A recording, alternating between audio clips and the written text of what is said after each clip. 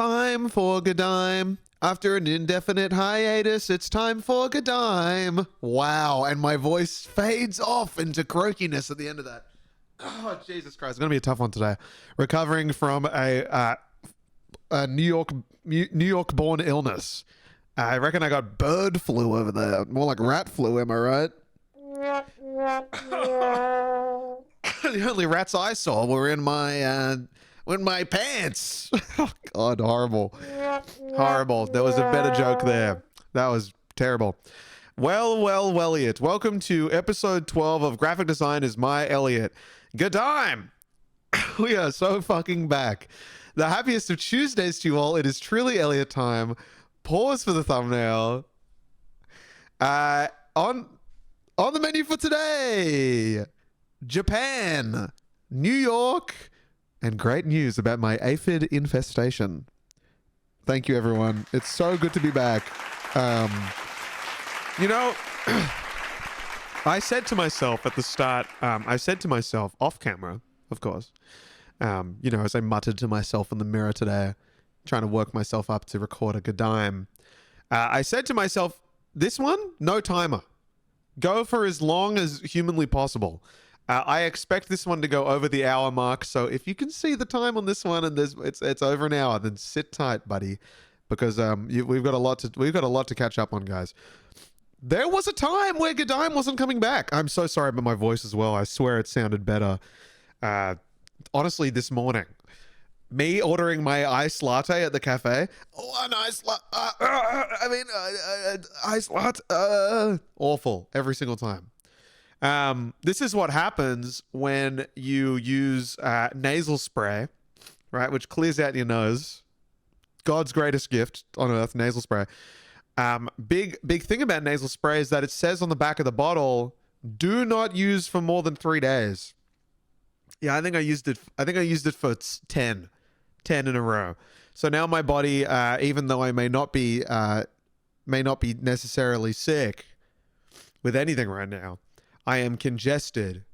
That's the only symptom I have, just congestion, because I am now addicted to nasal spray. So we're trying to get off that. Been 2 days now. 2 days off nasal spray. Fuck me. Did not want this to happen, but it is. And guess who's running a half marathon on Saturday? Guys, we've got so much to talk about. We have so much to talk about. It's so good to be back. I missed you all so much. I think the biggest thing about traveling and meeting so many people is realizing that people actually really like GDIME. And GDIME, I thought no one really I thought no one gave a shit about GDIME, but people give a shit about GDIME, I think. And that's really nice. And I do as well. I think this is fun, and I really like it being a thing, especially now, and we'll talk more about this in the quick hitters. But now that I got rid of the thumbnails and stuff, and it's just like as pure as it gets, right? This is just hit record, go, you know, apply a few apply some color grading. That's just me. That's just me. I can't help that. I can't help not do that. Okay? And then just upload. And I love that about it, right? That's what excites me about GDIME. Because the main channel is so high production now, right? So this is a nice little way of combating that. But you all know that. Let's jump right into it. The featured item of the week today. We've got a very special featured item of the week because it's right here. In fact, it's right, as you can see with my hand, it's right there. The one and only Miranda, who is a Twitch moderator. I was about to say was a Twitch moderator of mine because I don't stream anymore, but we'll talk about that as well.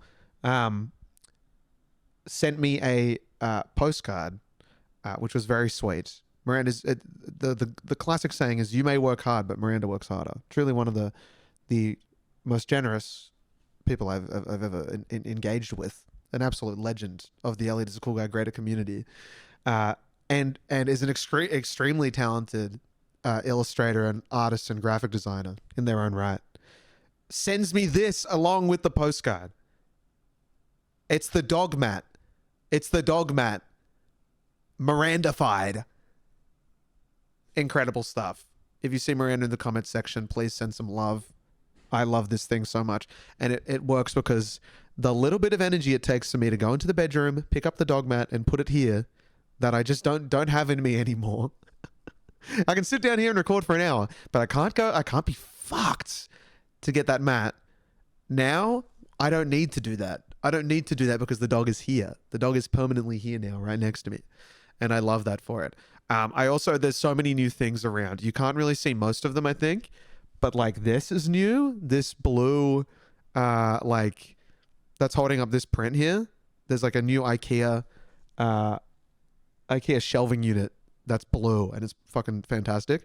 And there's a little Snoopy right here that I brought to New York with me because I intended on giving it to either Buzz Letters or Julia Fletcher. And I was getting coffee with both of them. And at the very end, I was just like, I've forgotten something. It's at home. And I just never got around to giving it to them. So I will bring that back to there's another thing as well. They get to choose which one they want, but that's from Japan, which is really fun. Japan full of knickknacks. We got so much to talk about, guys. We'll do a run report. I haven't gone on I didn't go. I went on one run. I went on one run in the past 2 months. It's been, I feel, since the last GDIME. Honestly, like a month and a half of traveling. It's been so long. And it was in Japan in a hotel on a treadmill in a hotel gym. And I did half an hour of running and it wasn't good. It wasn't good at all. Here's the thing. I brought my runners. I brought my running gear. I really wanted to explore Tokyo on foot like that. 35 degrees Celsius every day. 2.5 weeks of that. 35 degrees Celsius. Look up the conversion. It's something like 107 degrees Fahrenheit, something crazy like that. It was a heat wave. Okay. First weeks of autumn. Absolute heat wave. It was incredible. But we'll get into that, of course, when we get there. I'm doing a half marathon on Saturday. I signed up for it a few months ago, maybe. It's with friends. Back in February, at the start of this year, I did at the same place, the same location. I did a 10K fun run, and it's just that twice. So it should be doable. It's very flat. I'm going for an hour 45. I haven't gone for a run in so long that I really don't know how I'll go. I'm also, congested, so we'll see if we're okay. But I'm looking forward to it. I think it'll be good. I think it'll be good fun. I think it'll be fun. Lewis is doing it as well, so we get to run it as twins, which is really fun and lovely. But I'll leave him in the dust. Thank you very much. No, I'm going to try and separate myself from the pack, tune out to my drum and bass music, and really push on. I think it'll be a lot of fun. I'm excited. I haven't done a half marathon yet, so this will be the first one. This will be the longest I've ever run, so it's a nice little achievement. But I don't just want to finish it. I want to do my time, which is annoying. But I'll probably, on the day, seeing how... I reckon I'll get halfway through the run and be like, just finish it. That's what I feel. I'll start coughing or something. I'll be like, just finish it, man. Just get it done. Or like I'll have stomach issues, which is the most likely thing to happen. And I don't think there's very many public toilets on this track, guys. It's not like the Hoka Half Marathon here in Sydney. This is down south. This is at Jarvis Bay. But that'll be fun. Going to see some friends doing a triathlon there as well, which will be really nice. Good weekend. Going to be a fun weekend away. I've also ordered some creatine, which I thought was important to update you on, as I pursue my powerlifting goals and I work towards a stronger physique, and my gym life continues to expand. I'm now going to be taking creatine as a supplement, which is not a steroid or anything. I think I was talking to my brother about this. It's funny how creatine really sounds like a steroid, but no, it's not. I don't think it is, at least. But that'll be fun. It's good to be back at the gym. We love the gym. I still can't believe that I say that out loud. I was just never that kind of guy, but now I am. And other health news, I guess my neck's a bit sore today. I think it's because I'm back sitting at the desk. I think my neck's become a bit sore. Then that's it. That's it for that. Another quick hitter. Oh, now we can do the quick hitters. Okay, few quick hitters for you. New thumbnails. I got rid of the thumbnails, as you can see. The Spotify thumbnails will be the same because, I kind of feel like that's necessary. But the YouTube thumbnails are as clean as it gets. Just YouTube auto-generated ones. And I still will be pausing for the thumbnail. And one day, hopefully the auto-generated one will be the same one as when I point. Okay, so we'll see. We're praying for that. That'll be a great day. Really go off in the comments when that happens. I can't wait for that day. And then the question form. I'm not doing a question of the day today, but I'm just reminding you that the question form does exist for next week. I've got too many things to talk about today, but next week, feel free to chuck some stuff in there if anything comes up from this week's GDIME that you would like to ask me. Of course, the long-awaited aphid update. I got some. I figured it out. I finally found the solution. Instead of getting a spray, because I've got a plant out there that's got a yellow aphids. It's absolutely infested. It's sickening how many aphids are on that thing. And they went away for a bit when a friend of mine was house sitting, and she fixed it. She got rid of them, and it was insane. I came back, all the plants were going off. The umbrella tree, which is the one all the way over there, is huge. It's huge. That's all new growth essentially that you can see. It's insane. But this one's growing as well. This one's got like 3 new leaves. It's incredible. The fiddle leaf fig, I have never seen it grow a new leaf, and it's grown 4 in the past 2 weeks. Absolutely incredible. I don't know what she did to the plants, but she took very good care of them. More care than I guess I do. And the aphid one, she didn't say she did anything, but just like watered the leaves, and it seemed to have fixed the aphids. But they came back.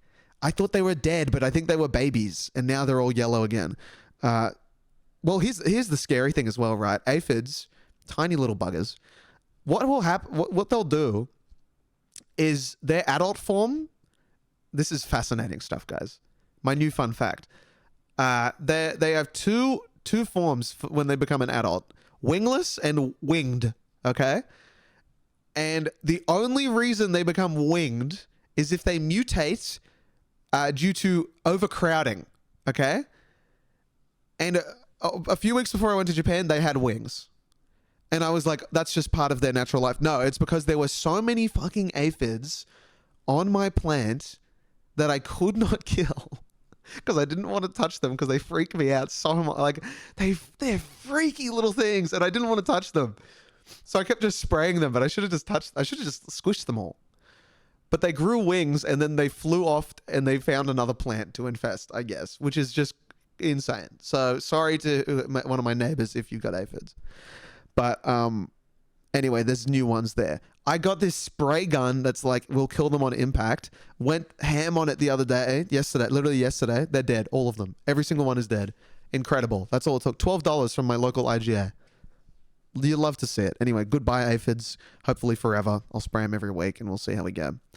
And the final quick hitter is, you've asked for it. I've prayed for it. In the next few weeks, I don't think it'll be next week. I need to talk. I need to communicate about it with who I'm about to mention. Well, I'm not going to mention them, but I want a sneak peek. This is a sneak peek. Okay, I will be joined. I'll be joined by a guest. Okay, GDIME will have a co-host. We're going to have a special guest. Okay, and I want you to imagine who would be my dream guest on GDIME. Okay, it's them. It's them. Okay, it's very exciting. It's very exciting. I didn't even send them. They reached out to me, so this is very exciting for me. This is very exciting, and it'll be really good. I'm excited to virtually fill the couch with another person. It'll be really fun. So it's who you think it is. I'm almost certain. I feel like most people will assume, and it is that person. It's gonna be sick. It's gonna be so much fun. But no spoilers. All right. I don't want to. I also, things change. You never know.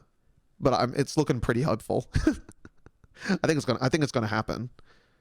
They're almost certain. Anyway, that's the quick hitters, guys. Now we can get into the real meat of everything. Where's Elliot? Where the fuck has Elliot been in the past 5, 6, 7 weeks? Well, let's start from the beginning, shall we? Let's start from the beginning. I think the reason I didn't GDIME before, I think I had to put off GDIME before I went to Japan. That's because I was pumping out some videos for Squarespace. Ended up just not doing the third one. Couldn't find the time. I have been so unproductive. It's been ridiculous. But I was in Japan. I was in Japan through the middle of September for about 2.5 weeks. And let me tell you, it was such a good time. It was the best time. Japan is so easy to travel to as a tourist. It's quite incredible how like built it is for tour. Like it's just the infrastructure. Oh my God, the public infrastructure, the trains, guys. You just admire. You can. It's so easy to admire their public transport system. It's incredible. It's just like every single, and it's also, I think the biggest takeaway for me in Japan, especially Tokyo, is that I've never been to, like, you think Sydney's like a big city, and then you go to Tokyo and you're like, this is the biggest city I've ever seen. Like, I don't think it doesn't get any bigger than that. You get up high in Tokyo and you look around, like the horizon. It is city to the horizon, 360 degrees. 360 degrees, city to the horizon. It's just like, you're just like blown away by it. Like how densely packed it is there. It's quite, it's incredible. It's absolutely incredible. And you feel so overwhelmed while you're there, but it's a nice overwhelming feeling. It's like, oh my God, like there's just so much going on. It's really cool. You could spend a day at every single train station, right? Every station has its own little like feeling to it. I find like every little suburb is its own city. It's beautiful. And I thoroughly enjoyed my time there. Absolutely thoroughly enjoyed it. We went to, we started off in Tokyo, then we went to Hakone, which is like a little country town, I guess. It's like 40 minutes out of Tokyo, but it's like where you go if you want to see Fuji from a distance. And then we did that for a few days, went to Kyoto, then Osaka, and then finished back in Tokyo. And it was fantastic. I also brought my camera with me, and I filmed some great shots, like some really good shots. I'm really proud of the shots that I took. I've been color grading a few of them, and I'm like, oh my God, go off, Elliot. You did well, man. They're all still shots, but they're nice. They look nice. And I'm going to put it all into a little video and upload it, possibly here or on another channel. I wanted to get it done before New York, but they're very big files, so it takes a long time to edit them. And I got to like make proxies and all that. The computer's just getting a bit slow. I want to get the new MacBook that was just released today, but that'll be for New York because I'm going to move there. Spoiler alert, I'm going to move to New York. I absolutely adored that my time there. But we're talking about Japan now, so slow down. And it was great. It was so good. It was really nice to spend time with family as well, because obviously me and Lewis have moved out. So it's nice to go on a little holiday with them. And it's just easy, I think, traveling with family. It's just like a company, I guess, because the last time I went away was like I went to New Zealand at the end of last year on my own. And that was interesting. Like that was my first time traveling on my own, so it was nice to like have people around. And obviously going around with Lewis is very easy because, you know, we're bloody twins, right? We're great friends. You'd hope so. And that was easy. It's just easy, right? But I did spend some time on my own as well. There was I got a bunch of recommendations on Instagram. Thank you to anyone who contributed. And I ticked off like 90% of them, I think. I wrote them all down on this list on my first night there because I went in like rushing out all these YouTube videos and stuff. So I just did no research going there. And then the first night I kind of just compiled all of these recommendations, and it was great. I went to like some places that I just wouldn't have probably gone to without the help of the people. Even if just only one person suggested something, I would go there still. There was one person who suggested this bar in Shibuya, which was called Grandfather's, which was a listening bar. And it was my last night in the first, the night before we went to Hakone. And I went out and I was like, Elliot, Lewis was busy that night. And I was like, Elliot, go. This is a big confidence test for you, but go to a bar on your own. And I've never done that before, and I can highly recommend going to a bar on your own. Can I just say it was a lovely night. I did the most cringe thing. I bought a fucking diary and a pen on the way, and I got in there, and the thing in Japan as well is you don't see much smoking outside, right? It's like really like you're really like if you want to smoke, you have to smoke in like these real like cordoned off little areas. It's the cleanest bloody city. It's insane how clean it is in Tokyo. And so everyone, you find more people smoking indoors. And this was a smoker's bar, and I didn't realize. I don't smoke, but I'm handed like an ashtray when I come in and shit. It's also 35 degrees, so I'm wearing like Elliot classic short socks. I'm sweating my ass off got my camera bag and all this stuff, looking like a bloody, just like a random backpacker with like, it's just like, I had the biggest fucking day. And I rock in there. They seat me at the bar. It's bloody like they seat me to. I thought it was like a really casual thing. I checked online as well, and everyone was like, "Oh, this bar, good. Like if you're trying to socialize at this bar, nah, people come on their own. People just come and listen to the music because it's a listing bar, right? So you've got one guy behind the bar whose only job basically is to choose music, which is such a good idea." And God, we went to one as a family in Kyoto, and it was one of the best nights I've had in a long time. It was such a cool place, and I wish they had more of them here. And it's going to become more and more popular. You can just tell it's such a good idea. But yeah, I was informed that, everyone's going to be just sitting there listening, and I was like, perfect place to go on your own. I was the only person there on my own. Everyone was talking. Everyone was there with a group. Everyone was there on a date. It was just me. So they see me at the bar on my own, and I'm just there, fucking pull out the journal. I'm trying to order a drink and shit. And I order a drink, and then I try and pay the guy, and he's like, no, wait until later. Then he gives me the drink, then I try and pay him. He goes, no, just wait until fucking you leave. And I was like, I'm embarrassing myself. And so I'm just fucking up over and over again. I'm just like under this bright lamp, and I'm writing in this fucking diary, and people are looking at me and shit. I'm just like, what am I doing? But then I relaxed. And it was really good. And you realize that no one actually gives a fuck about what you're doing. And this other guy comes in on his own, and there's the only free seat is next to me, and he sits next to me, and there was like half an hour of him like kind of like chatting to there's some two guys who were on the left of him who were there together, and they were Aussies, so I heard the accent. So this guy's like talking to them and stuff, and I was like, okay, this guy seems like he wants to chat. I'm here on my own, he's here on his own, let's chat, why not? And then I was just like, I was like, just fucking do it. I was like, get the confidence, mate. And then I was like, you're in between an Aussie sandwich, mate. And he thankfully had a laugh. I was like, fuck. And he was like, he had a laugh. Good, thank God. And we chatted for the next like hour. The guy's like a fucking mushroom forager for the top restaurants in Canada or something crazy. Like I was like, what? And we had a great chat. He gave me all these recommendations for elsewhere in Japan and shit. And I was like, I see why people travel on their own now. I get it now. Meeting people. I was like, finally, I understand the human connection. I live on my own. Everything I do is I don't collaborate often with my design work. I don't do much. I do it all on my own. But then I was like, I get it. People is why we're here on this earth, to talk. And that was great. It was fantastic. Anyway, so that was really nice. It just a really nice holiday. It was really good to just not think about work for a bit. I was sending some emails. Squarespace and I had some issues. It's fine, but it was just annoying. I was like, fuck, let me just relax, Squarespace. But it was really good. It was really, really good. All three of the main cities that I could recommend, all four of the cities that we went to. Honestly, I think my least favorite was probably Osaka, mainly because I was getting a bit sick during Osaka. I came down with something. I was like, every day for the entirety of our time in Osaka, I felt like I was getting sick, but I wasn't getting sick. I just it was like that feeling you get the day before you get sick. It was just that for 4 days. So it was really annoying. I was like, when's it going to happen? And it didn't really happen. But that was kind of ruined Osaka for a bit for me. It was kind of tough to kind of like feel the energy because I was just so worried about getting sick, because I was like, of course, we're going back to Tokyo and I'll just be in bed the entire time. Of course I get sick on a holiday. Got sick in New York, so my immune system has been absolutely battling it. But it was a great time. It was a really good time.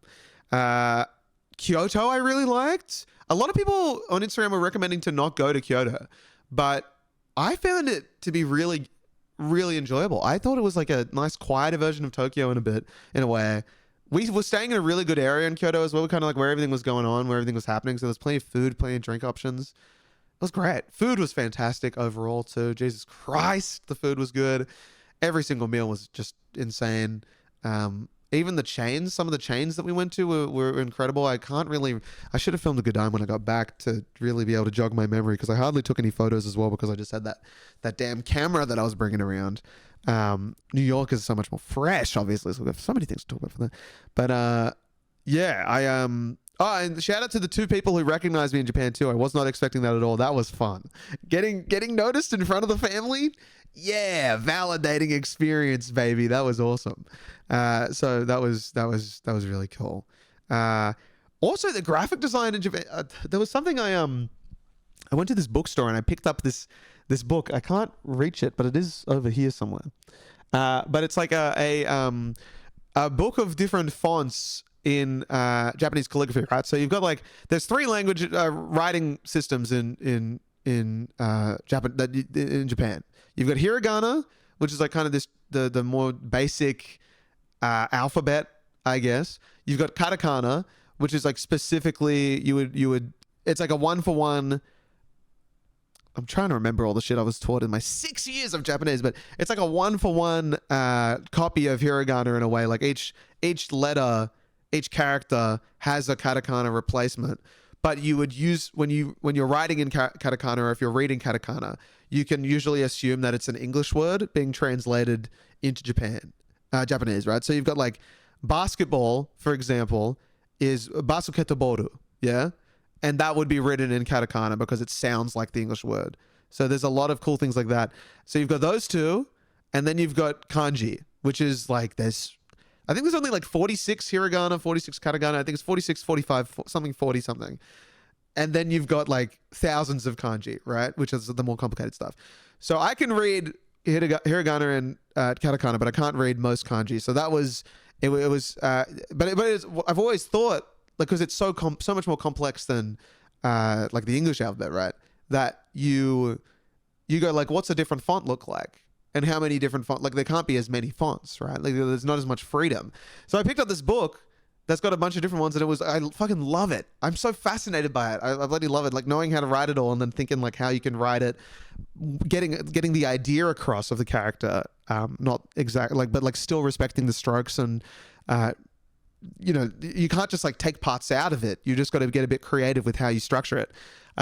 So I got a little book with that, which was awesome. Also got a book which is just all the Snoopy comics in English and Japanese, which I thought was amazing. People love Snoopy in Japan. You can see why. Absolutely unreal dog.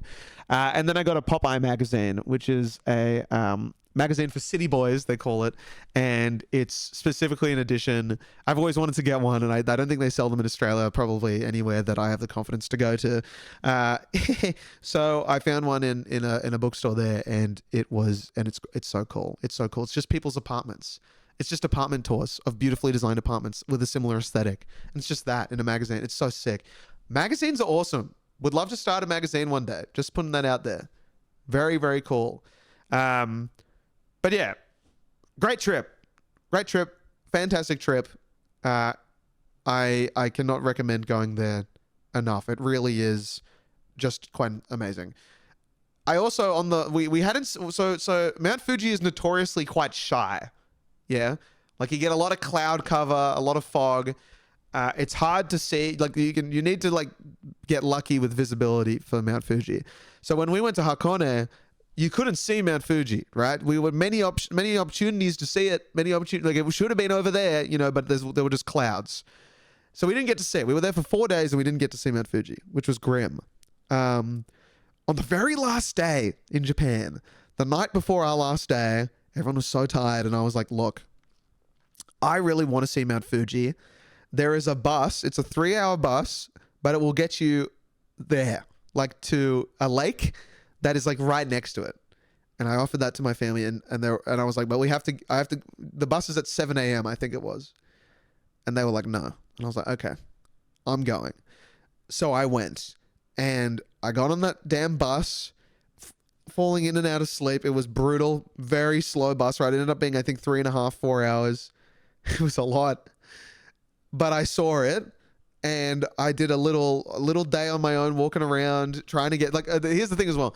I saw it, and I have never seen anything that big in my life, and I could not get enough of it. All I wanted to do was look at it, just for hours. I just wanted to look at it. It was, I just have never seen anything that big. I was like, oh my, I could not conceive how big this mountain was, and I was like, I need to just look at it for a long time. And my whole thing, because I had my little camera with me, my whole thing was that I wanted to go, there's a spot that I got dropped off at. And I think it was like a half an hour walk away, it said. And there's a lake there's a park and there's Mount Fuji. And the order is you're in the park, you've got a view of the lake, and then you've got Mount Fuji, okay? And the park has like fields of lavender or something. It's beautiful. I never got to go to this park because I was like, oh, I'll just search up. I couldn't remember the name of the park. So I was like, I'll search up, best spots for a photo of Fuji. And I found what I thought was the park, right? And it was like a half an hour walk away. And I was like, that sounds right. And funnily enough, when I got off the bus, I turned left. And I was like, about halfway through this walk, I hadn't seen anyone for 10 minutes, okay? And it felt like I was the first tourist to walk down some of these roads, right? It was dead, empty, no pathway. I was walking on road. And I was like, it was also hornet season. And I'm not very good with wasps and hornets of the like. So I was pretty scared, not gonna lie. And I keep following this track and I get to this park, right? And I can see the lake. And if I turn around, I can see Mount Fuji, okay? But like I said, I wanted park, lake, Mount Fuji, but this was lake, park, Mount Fuji. And if I looked across the lake, I could see the park that I was meant to go to. And I only had 4 hours in this area before my train back. I managed to get a ticket to the train back, which is only 2 hours. And I was like, fuck. I fucked it. I've wasted. This is an hour and a half in. I got food somewhere as well, and I was like, I could see it, but I was like, I want the shot. That's the worst thing about bringing the camera. You want the best shot, right? And I was like, I didn't come all the way. When am I going to be back here? Yeah, I need the shot. And it was like an hour and a half walk, right? 35 degrees once again. I think I did 30,000 steps that day. I walked for 30,000 steps that day and 30,000 steps the day before. I did so much. I cannot believe how much I walked. My shoe I got a hole in one of my Asics. Insane. And I was like, okay. I was like, I don't have time to get to that park and then back for the train. So I just need to, I'm just going to walk. And there was a bridge and I was like, I'm going to walk across this bridge and then I should get to the other side of the lake. At least I'll have lake and then Mount Fuji. And I walk across this bridge and it was under construction and shit as well. So I was weaving in and out of construction and traffic and shit. It was really weird. And I was just so pissed off. I was like, of course you fucked it up, you idiot. I was like, just wandering around. It was so hot. I was getting sunburned and shit. I was like, what am I doing? And then I open my maps when I get across the bridge and there is this shrine that's got bloody 5-star rating, but had 10 ratings, right? And I was like, oh my God, this is no one knows about this thing. And there was just this random staircase going up this hill, really dodgy little staircase. And I was like, they must be up there. And I go up there and there's this shrine just sitting on top of this tiny little hill, but really secluded. There's trees everywhere. And then there's a clearing and then there was Mount Fuji. And I was just at this shrine and I could see Mount Fuji and I was like, I was the only one there, only one anywhere around me. And I was like, it's all worth it. I was just like, this is the most picturesque fucking thing I could ever imagine. And I got an unbelievable shot. And I was like, I get it now. I'm at peace. I'm at peace again. And I went up, I spent 10 seconds at the shrine because I could hear clicking, and when you hear clicking, apparently that means you need to leave. A hornet is about to attack. So I was very on edge, but I got out there unscathed. They're very big hornets. They scared the shit out of me. Autumn is not the time to go to Japan. Go in spring. Just go in spring like everyone else does. Holy shit. Autumn is hot and it's breeding season. And then I kind of walked down the shrine and got back down, and then I found this beach. And I was just sitting at the beach for a while, with all the waves were crashing in and shit, and just looking at the mountain. It was so good, guys. Like I said, I could have just stared at it all day. I literally just could have looked at it. I was listening to some music. I watched, my brother introduced me to Neon Genesis Evangelion while we were there. We watched the entire series while we were there and the movie. And I think this was a few days after I'd seen the movie. So I was just listening to the soundtrack while I was there as well. And it was so good. What a show, by the way, and a movie. Holy shit. Still thinking about it. Weeks on. Still thinking about it. Truly incredible. Neon Genesis Evangelion. Oh my God. Anyway. it was great. And that was my final experience in Japan, being able to see Mount Fuji that close. And that was so worth it. If you go to Japan, I can highly recommend going out of your way to see it. It is worth the journey. I can say that. If you like, I guess, the beauty of the world, if you like those grandiose things, like that big massive things, it's really exciting. But yeah, that was Japan, guys. So much more to talk about, but I'll bring it back in Good Times for the Future. We've got more stuff to cover, guys. We have so many things to cover. So I get back from Japan, and I have, I think, 2 weeks before my New York trip. And I was like, okay, and Squarespace wants a video out by the end of the month. And I was like, okay, I get back from New York at the end of the month, so I need to get it done before New York. And when I tell you that I did nothing in those 2 weeks, I did nothing in those. Every single day, I got up, I sat on the computer intending to work, and I just did other things. For 14 days, I just sat in front of the computer and did other things. And I couldn't, like, I did like a bit of it. Like, I've got like things designed for the video and shit, but I just didn't like, it took every bit of energy for me to do anything. And I was like, this is terrible. And I think it's just because the anticipation of going to New York. I also, the talk that I did in New York, which I can't wait to tell you guys about because it was so much fun. That was on my mind, and that was very scary. So I think I was like, I have to write this talk. I have to make the presentation for the talk. I have another talk that I'm doing at Shillington. I got to do that as well. And I got to do this new video, and I just couldn't do any of them. So I just didn't do any of them. I ended up writing, and I wrote the talk actually the night before. I stayed up until 3 a.m. when I had a flight at fucking 10 a.m. I stayed up until 3 a.m. the night before writing this fucking script. Woke up at 6, packed, and then went. Oh, God, so much to talk about the flight and everything. The worst flight of my life. Anyway, but I got the talk done. I don't know if you saw the talk, if you could sense that it was written at 3 a.m., but it was. The presentation was not. The presentation was very much an afterthought.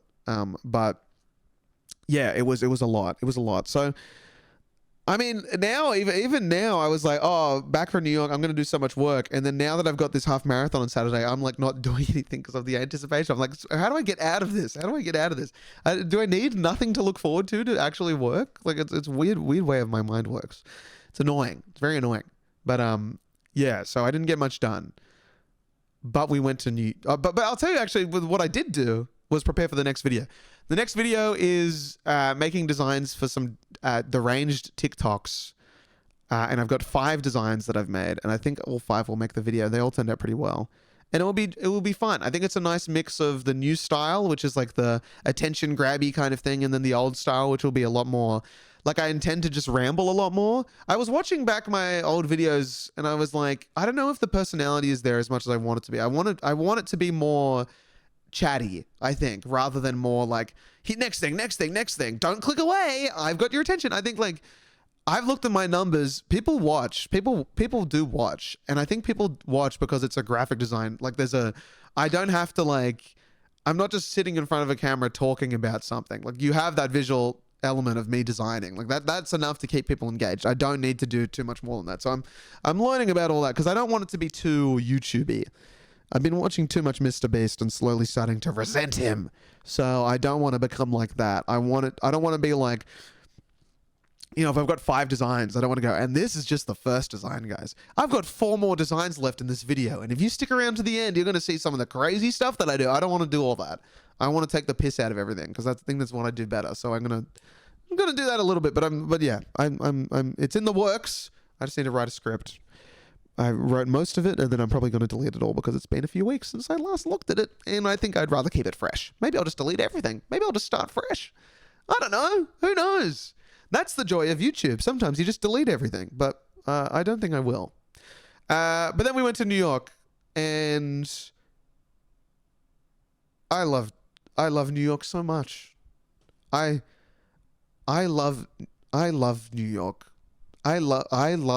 I heart NYC well and truly. I just want to start by thanking everyone I met who is a GDIME who may listen to this. I truly cannot I cannot express how much I appreciate how generous people were with their time, with their friendship. It was just like I got like every single meal of every single day I spent with someone, right? A new person usually. I met literally 1 million people, I think. And it was just like so I think that's the thing. It's like I've been in the Sydney community for so long, but I've never really engaged with the Sydney community, like the design community at least. And I feel kind of weird about that. Because I don't really know how to engage. Like it scares me, I guess, because it just does. I don't know why. But when I was over there, it was like I was in the scene. I was like, I'm amongst it. I'm like truly amongst it. I'm meeting people, and it like all of the work that I've put into Elliot is a cool guy, I finally felt that it had paid off. Like it's just kind of happened, right? Elliot is a cool guy, like the Instagram page, the YouTube channel, everything like that. And I haven't really taken a moment to stop and go like, it's happened. But when I was in New York, I was like, it's happened. I was like, it has happened, and it actually means something, and it has a purpose.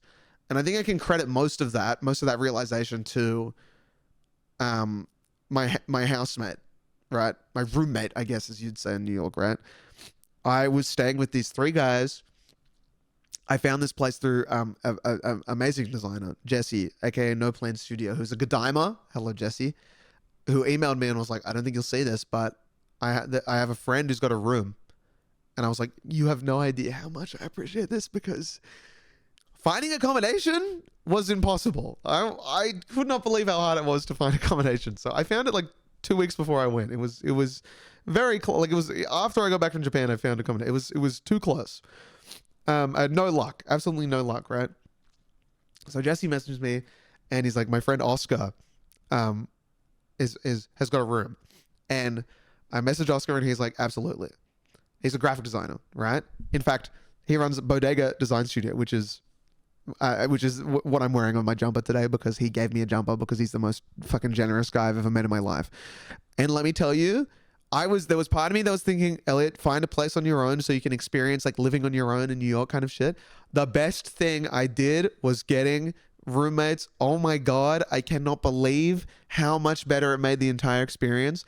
And I got so lucky with this Oscar, okay? He is genuinely, heart to heart, one of the best people I've ever met in my life. In my short 24 years of existence on this beautiful planet, he is one of the best people I've ever met. And I got so fucking lucky. When I'm talking like this guy, when I was sick, got me like fucking green juices and shit. When I was like a bit lost, would guide me around, like gave me recommendations everywhere, knows everyone in the area. Just like the most loving, generous, talented guy. And it was awesome. It was the best. It was just the best time. And it was just, I just couldn't believe it. I was like, fuck, I have to leave. And he was like, just the room will be free when you come back. And I'm like, I'm not gonna live there. I gotta sort of get my own place and shit. I feel bad. But it was like, it was just awesome. It was just awesome. Like it was really just the perfect trip. Apart from getting sick, it was the perfect trip. And I didn't even need to do any sightseeing, right? Which I was in New York and I wasn't doing any sightseeing. I was just meeting people. And I could not believe how nice that was, just to go and just to meet people. So I met some legends. Burr's letters, so good. I was like, we're definitely going to get along. We did. It was fucking awesome. Burr's is the best. Shout out to Burr's. Burr's is also someone who I asked her what she thought of GDIME. And she said she actually liked GDIME. And I was like, as someone who didn't listen to podcasts, and I was like, okay, that is actually very validating. I was like, okay, people actually listen to this shit that I know. that's pretty cool. So that gave me a big bit of confidence for GDIME, which is great. Andrei Azizov, we've got a little asset pack together, funnily enough. I met him. He took me out in Dumbo. It was fucking awesome. It was great. Lauren Martin's studio is this insanely talented illustrator. We got lunch in Bed-Stuy, and just so cool. Just like, I was just like, holy, I was like, I couldn't believe she wanted to fucking meet me. And I was like, it was awesome. It was so good. Just such a good chat. everyone I just had such good chats with. Everyone just was so excited to see someone excited about being in New York. I think was the best thing. And it was just great. It was just really great. There was something about, I really noticed this when I was there.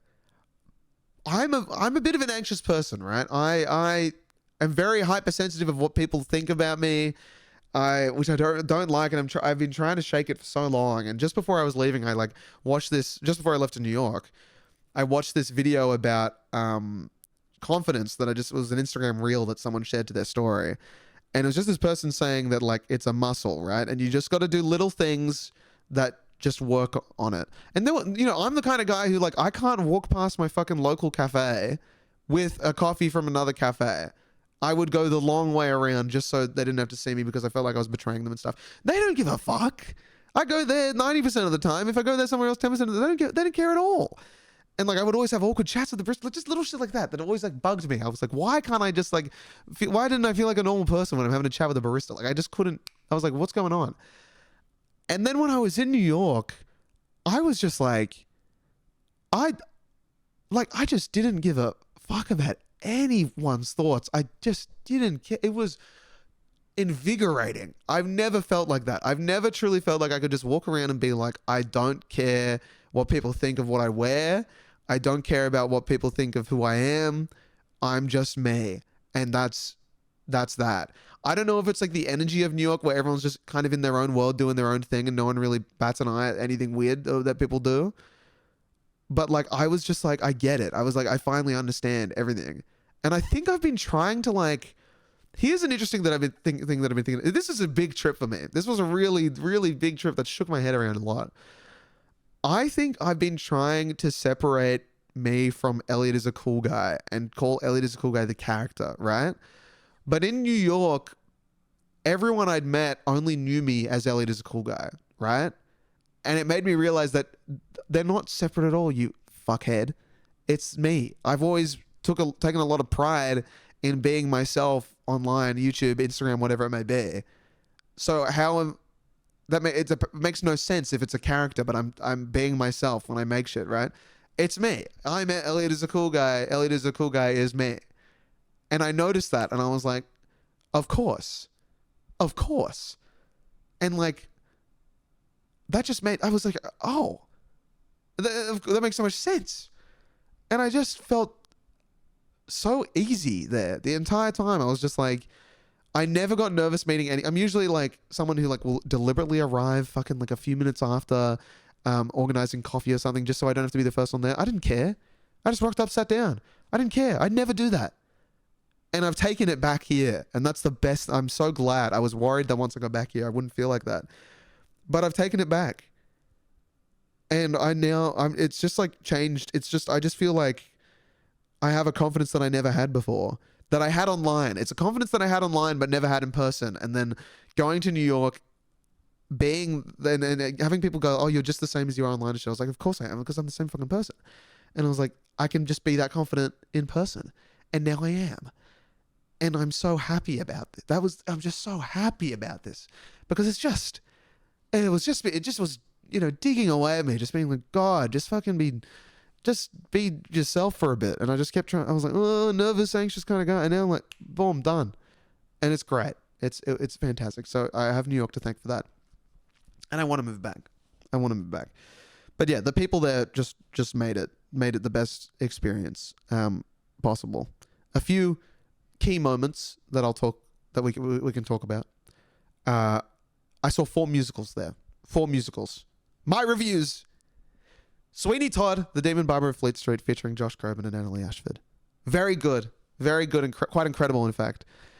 Made me realize that the ensembles in New York, every member of the ensemble is good enough to be a lead actor, it feels. So the ensemble just blew me away. There are moments in that where it's like, swing your razor high. You know that part where everyone sings it together? I was like, blown away. I have the back row. I've reached the back row of the theater, guys. Insane. That being said, I saw the Australian production like a month and a half ago, and it was up there. It was really up there, right? In fact, I preferred Ben Mingay, who played Sweeney here. I preferred him over Josh Groban because I'm going to be honest, Josh Groban was just playing. It was Josh Groban. It was Josh Groban with a razor and a beard. He always has a beard with an apron, I guess. He kind of wears an apron, I think. But Annalie Ashford was incredible. Absolutely incredible. How many times have I said incredible this GDIME? Truly incredible. So it was really good. Worth seeing. Then I saw Merrily We Roll Along with Daniel Radcliffe, Jonathan Groff. That's the hottest ticket in town, right?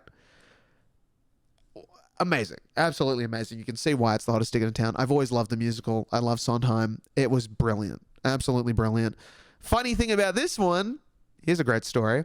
This was the one show that I splurged on because honestly, the cheap tickets were sold out. So I had to kind of splurge if I wanted to see it. So I got really good seats, okay? And I was sitting there and I felt I was a bit out of it because I kind of felt like I was getting a bit sick. So I was like a bit like, oh, I don't want to get sick. But I was a bit worried about that. And then for the first 50 minutes of that show, I was hearing this like stock music from behind me, like directly behind me. Like I'm talking like the genre would change every 2 minutes and it would go from literally one song was just bongos. One song was like a pop song, but that I'd never heard of in my life and sounded like a royalty-free song.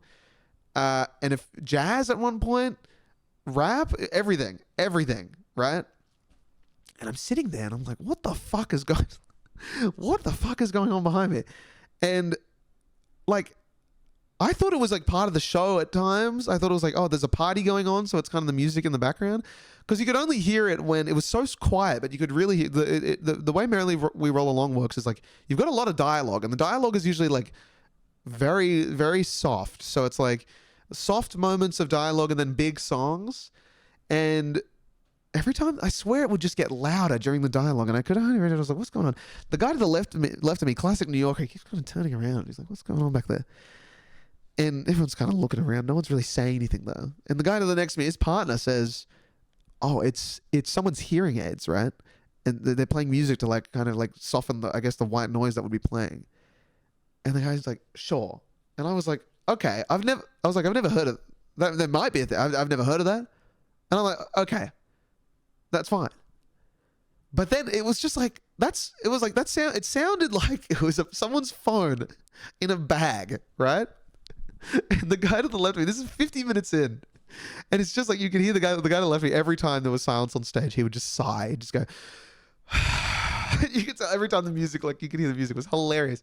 I was just trying to look at the bright. I was like, don't get pissed off, Elliot. You paid too much for these tickets. It's part of the show. Just have a laugh. It's funny.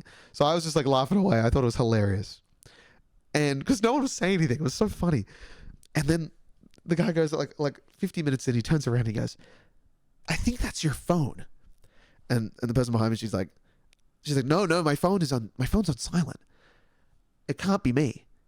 And he goes, it sounds like it's coming from your purse. And she fucking pulls out this purse, unzips it, and opens it up, and it just starts blaring with music. And she's like, shit, trying to turn off the thing. Just have the radio on or something. For 50 minutes.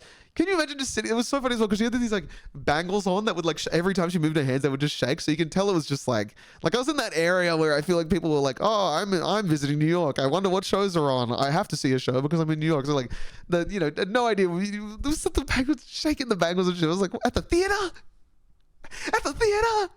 And it was just like, of course, it was fucking hilarious. I was like, how do you just sit there for 50 minutes hearing something coming from your feet and go, oh, it's not me. Can't be me. I won't check. Ridiculous, right? Super apologetic and all that, but so funny.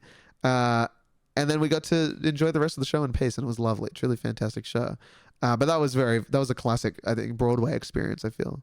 Then I saw Gutenberg with Josh Gad and Andrew Rannells, which was really fun. That was very fun. I saw that with my old drama teacher who'd moved to New York, which was very sweet. Very full circle moment. Absolutely lovely. But that was good. It was good. It was a good show. Those two are incredible performers. And then I finally saw Hadestown, and that was on that was a Sunday show, the Sunday before I left. And I think I was so nervous about the It's Nice That talk, which I think was the next night or the night after, that I couldn't really focus too much. I loved it. but it was none of the original cast are in it, so it kind of threw me a bit because I'm so used to, I know the recording like word for word, right? And I've seen like the YouTube bootleg and stuff, so it was kind of a bit weird. But it was really good. It was really good still, but it wasn't the same as what I was like. I was kind of expecting a bit more. I wanted the original cast. What can I say? I don't know. It's hard to watch a show without the original. Like there's things like there's I think his name's Patrick Page, the guy who was the originated Hades in Hadestown, who has this insane register that he can get so low, like his voice can get so low. And if you can't hit those notes, then like the whole thing, it should be like, there's one part where he goes like, for an old man, like I can't even sing it. He gets low, like he goes down, right? But this guy went up because he couldn't hit those low notes. So it was just like, you expect things and then they don't have, and you're like, oh, like things I was looking forward to hearing that note, and then it doesn't come and you're like, oh, okay. But you just still, they all brought their own, like a new thing to each character, which was really fun. And I do like that. I've seen shows before where like the replacements will try and just copy the original actor, and it never works, right? You got to bring your own life to it. And they all did that, which was really fun. So it was a really cool way of saying it. Still a fantastic musical. It was just like, this is what happens when you keep listening to the fucking original Broadway cast recording and then for some reason expect it to be like that. Silly me. But yeah, it was still really good. And those are the 4 musicals that I saw. It's great. I also saw a Wizards game.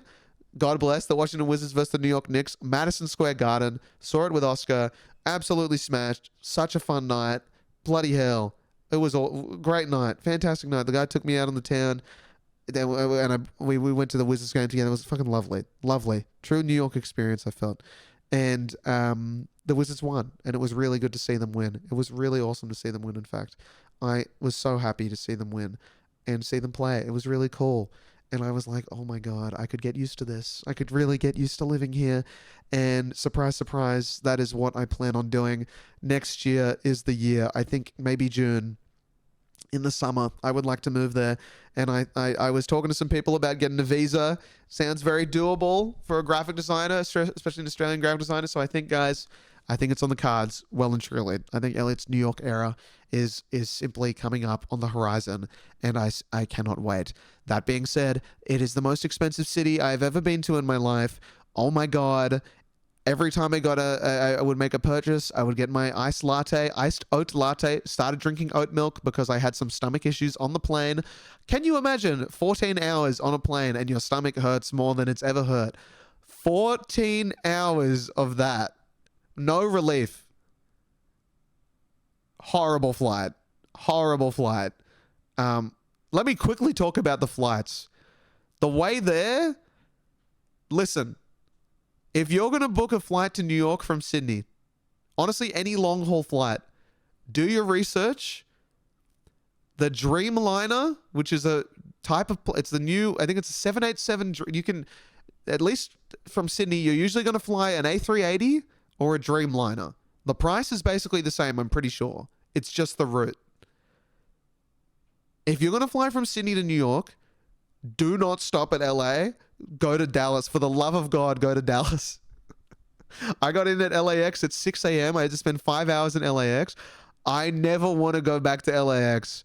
I hated it there at LAX. Oh my God. I fucking was like running off like 2 hours of sleep, going off 3 hours of sleep the night before. I got no sleep on the fucking plane ride there because my stomach was hurting so much. I watched so many movies. It was incredible. I got through it though. I was so excited to get in New York that I kind of just got through it. But like, Jesus Christ, it was a brutal plane. Brutal flight. I was also like, there were things like, I was sitting one row behind the exit row, you know, with the extra leg room. No one shows up in front of me. The entire row is free. And I was like, oh my God, I'm going to move seats. I asked the flight attendant, I go, hey, can I fucking get the seat in front of me? The guy's like, sure, absolutely. Wait until the seatbelt sign gets switched off when we're up in the air. I go, thank you so much. And there's someone to the right of me, the front right, who's been talking to another one of the bloody what's the word for staff who work on a plane? Stewardess? What is it? Flight attendant.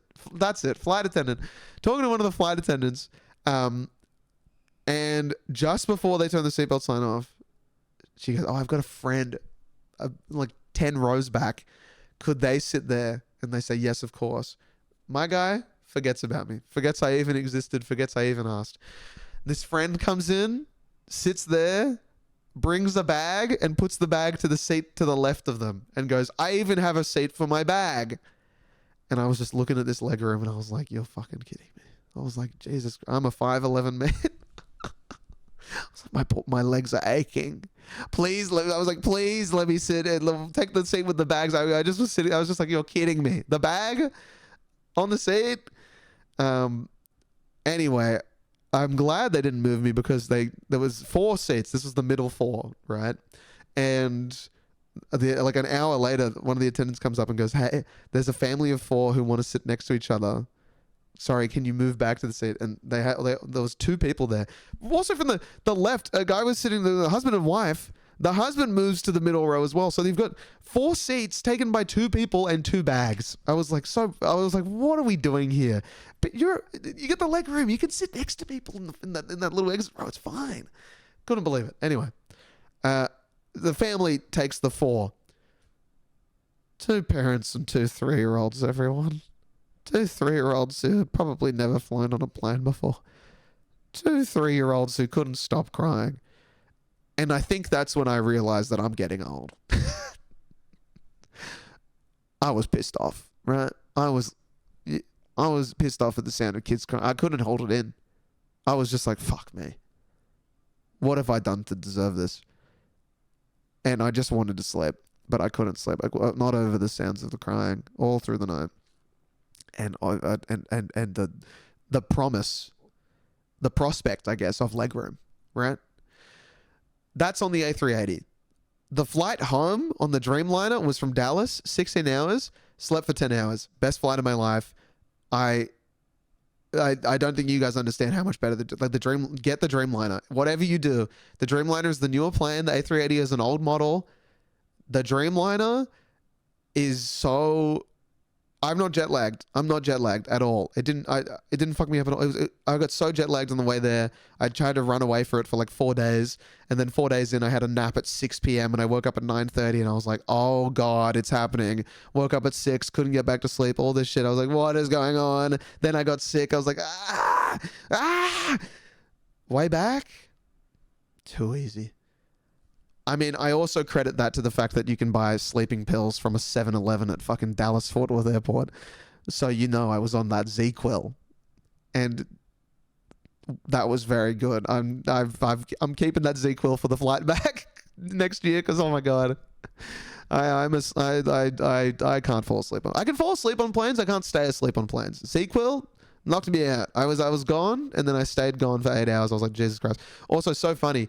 I got lucky as well on the way on the way back. We had a seat free next to me, so there were three seats. Well, and I always get the aisle because I like the leg room, and 2, I like to be able to go to the toilet whenever I please without having to work up the confidence to be like, can I go to the toilet? Because I'm not very good at that. Not very good at talking. And there was a free seat and then someone on the window. And I checked the seating map and I noticed it was free because I flew Qantas and they cancelled my flight 2 days before. And they were like, you need to rebook. I originally was going to fly New York to Auckland, Auckland to Sydney. And I was really excited about that because 1, it was on a Dreamliner, and 2, it's just a quicker, it's easy. It felt easy. And you get the long flight out of the way first, which I always like. But then they're like cancelled and I had to rebook to go New York to Dallas, Dallas to Sydney, and I was like, I made sure to get it. They originally did New York to LA to Sydney on the A380 again, and I was like, fuck you, and I managed to rebook free of charge, I guess, because they canceled it. It was easy. I managed to get it the other way. I mean, the American Airlines flight from New York to Dallas was hell. We landed in Dallas in a storm. I kid you not, flying out of Dallas to Sydney in a lightning thunderstorm, and I'm not very good at the first. I'm fine when we're up in the air. But the first few minutes of a flight scares the shit out of me every time. I think I mentioned on GDIME, I'm prepared for death. I accept that I will die every single time I fly on the first little bit. And I tell you what, I was pretty sure. I was pretty sure this time. It was storming, and but it was fine in the end. It was just half an hour of intense turbulence. The LAX to New York flight was about 3 hours of intense turbulence. That was the worst flight of my life. Anyway, that flight was hell. But they moved me to the exit row because my TV wasn't working. And shout out to American Airlines staff. They made that was very nice of them to do that to me. I really did appreciate. I managed to get some sleep and it was awesome. The flight back, it was me, empty seat, someone. And I sat down and I was like, I think we're in line. This is me and my New York confidence, right? I sit down and I point to the middle chair and I talk to the person there and I'm like, I think we're in luck. I've checked the seating map. It's empty. What do you know? She's the mother of someone I literally went to high school with who was in my fucking classes. Hilarious. Couldn't believe it. We chatted for hours. Too easy. She's just telling me, oh, on the way here, I slept for 13 hours of the 14 hours. I said, bullshit. 1 hour into the flight, I look at her. She's reading a Kindle. No worries. 5 minutes later, flight attendant comes by, hands out Kit Kats for dessert, gives me one, and then goes, oh, can you give this to her when she wakes up? And I look over, Kindle in hand, like holding it down to the side like that. And I kid you not, head down like that. Not even leaning back on the chair, head down just like that, holding the Kindle. 14 hours later, she wakes up as they are coming around with breakfast. 14 hours of sleep. No sleeping pills, no nothing, just exhaustion. Boom. Can you imagine being that lucky? I stood up once on a 16-hour flight. That's insane. I feel like that's not healthy. I could not believe it. That was the most incredible thing I've ever seen in my life. 14 hours of sleep on a 16-hour flight. And it meant that I didn't have to worry about her getting up to go to the toilet because she was just out. It was so good. It was the perfect flight on the way back. So good. And now we're back. We can keep going. How long have we been going for? 1 hour? Oh my God. Holy shit. This will be fun. This is good for all of you. This is making up for lost time. Okay. I wanted to talk about the It's Nice That talk just before I finish. Because that was probably one of the best things I've ever done in my life. Shout out to everyone who said GDIME to me at the end.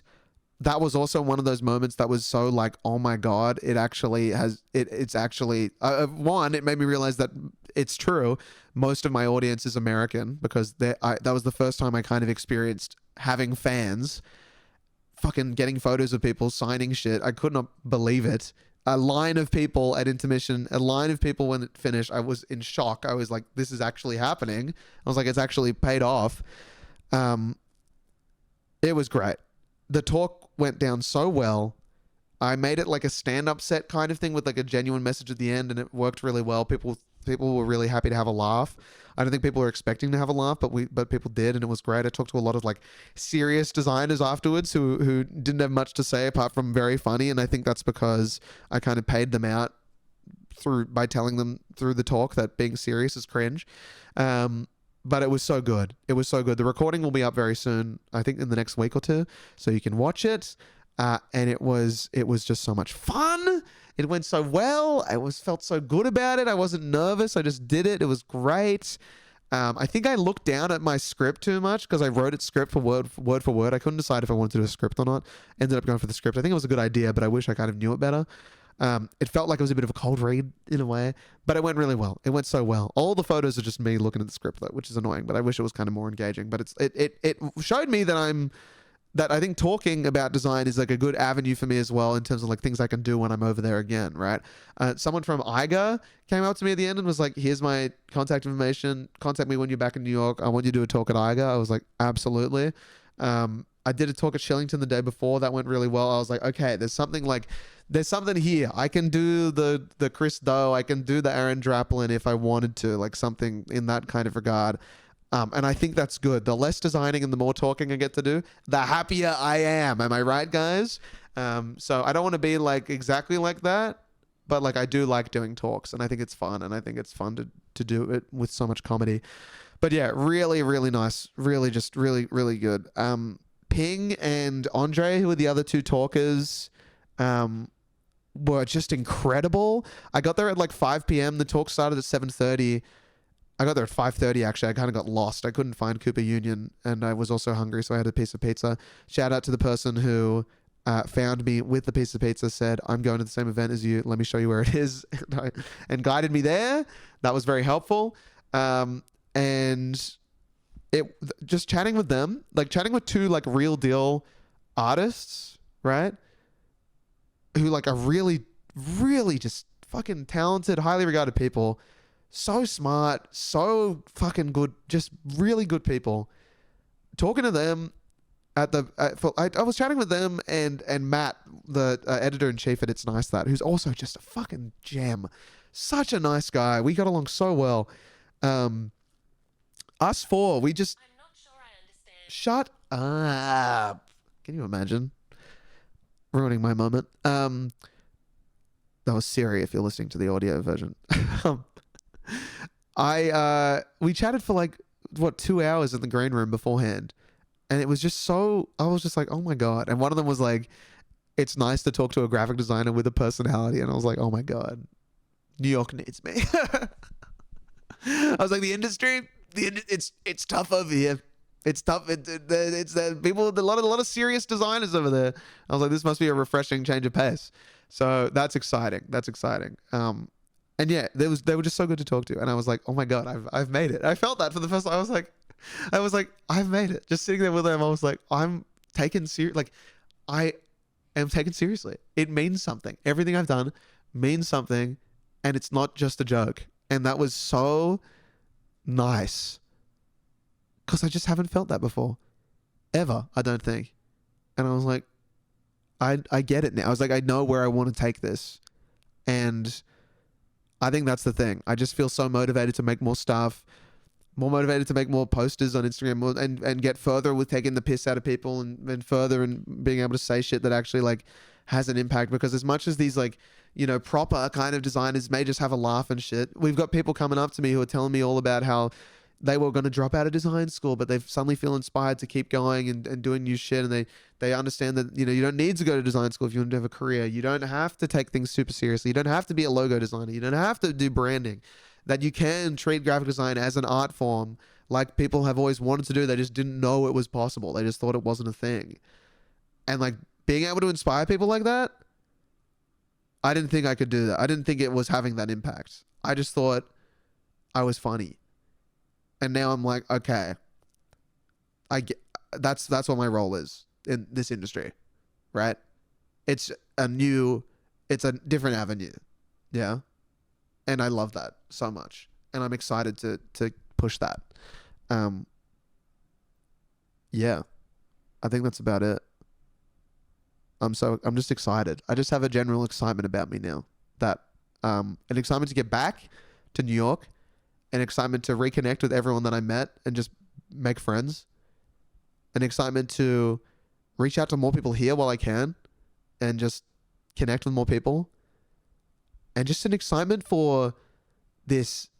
I just cannot express how good it feels to just feel that, like, just to not fuck little, just like I said, to get to somewhere early and sit down at a fucking cafe and wait for someone rather than hoping that they're there already to make it easier on me. I just have never, I've never felt that. I've never felt that. And now I haven't shaken it. I'm like, this is so good. So, yeah. I think I knew who I was. I think I always knew who I was. But like, I really know now. Like, I really feel like I'm like, okay, I get me truly now. And I love that so much. So yeah, it was a real eye-opening experience in New York. And I can't wait to get back. That's the plan. That's next year's goal. Move back. 1, move back. 2, afford moving back. I gotta make a lot more money, guys. Oh my God. It turns out I was like, oh, I'm sure you get taxed less in New York, given it's the heart of capitalism, America, right? They must be better on tax than Australia's left-leaning government. And then everyone in New York was like, no, it's state, you're taxed by state over here. And New York state taxes a lot. And I was like, fuck me. So the conversion is awful. $10 Australian for a coffee. And I'd be like, you're kidding me. You just go, okay, why do I need to know this bank? Why are you letting me know that every time I do a transaction? Why are you giving me a notification to tell me how many Australian dollars I just spent? That's the thing. Everywhere seems priced the same. You look at the menus and you're like, this is what I'm used to. These numbers look the same as the numbers at home. And then you go, that number is worth, it's one and a half times more than that number. And you're like, holy shit. But yeah, really, really good trip. And I look forward to talking more about it in the weeks to come and stuff. But yeah, once again, the biggest thank you to everyone I met, everyone who said hi. It was seriously like, I've never felt more welcomed anywhere.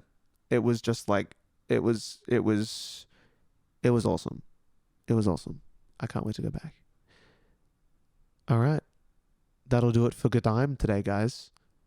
I hope to see you next week with what will be an amazing run report. I can't wait. It's been an hour and 20 minutes, which is more than enough time. That's 2 GDIMEs in one, which is probably what you deserved. I'll see you all next week for some more GDIME and maybe a special guest, but probably the week after. Otherwise, have a lovely rest of week. Have a lovely week in general. I bless you with inspiration. I bless you with fonts. And I bless you with supporting an NBA team that isn't the Washington Wizards, because I saw them lose by like 30 points to the Celtics today from the first quarter onwards.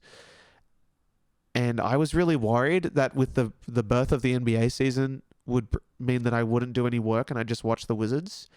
I was doing whatever it took to not watch the Wizards today. We're rebuilding, and that's okay. I look forward to winning in the future. I'm glad I'm a Jacksonville Jaguars fan. Ha ha ha. All right, everyone. Thanks for listening. I'll see you next week. Welcome back. GDIME is back, and it's not going anywhere. See ya.